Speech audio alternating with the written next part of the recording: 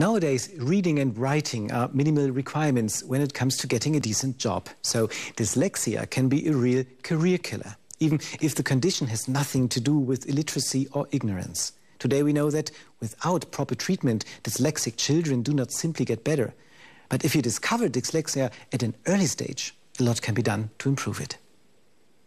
971080178. Lucas Fitzenmeyer finds it hard to read his textbooks. He's been dyslexic since childhood. Now 25, he's studying meteorology. It is a burden because you get into stupid situations in everyday life.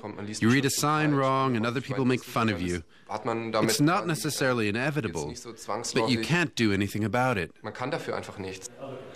Scientists at the Max Planck Institute in Leipzig want to find out what causes dyslexia in order to develop better ways to diagnose it. Dyslexia becomes evident in early childhood. It's certainly a major problem that it's often unclear whether children are just bad at school because they're less intelligent or whether they have other difficulties. And it's certainly a very great psychological problem. Dyslexia usually isn't recognized until children start school. That's too late because the fundamentals of writing and language start to be acquired at birth. Valuable time for treatment is lost. Lucas Fitzenmeyer volunteered as a test subject for the research. He was given tasks to do while an MRI scanner recorded his brain activity.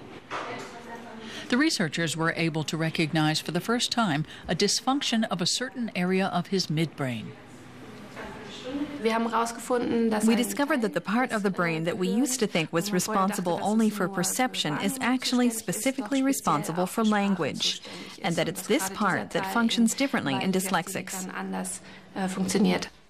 That's the basis for developing a reliable early test for dyslexia and improved treatments. With better knowledge of the mechanism behind dyslexia, it's much, much easier to develop certain training programs that are compatible with that mechanism.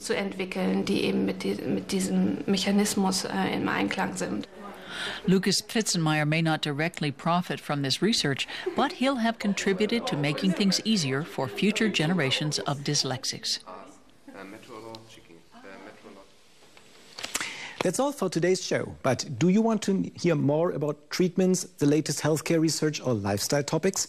We'd love to know more about what interests you in the world of health and medicine. So send us an email or post your comments on Facebook. From me and all the crew here in Berlin, thanks for joining us. We'll be back next week, and until then, try to stay in good shape.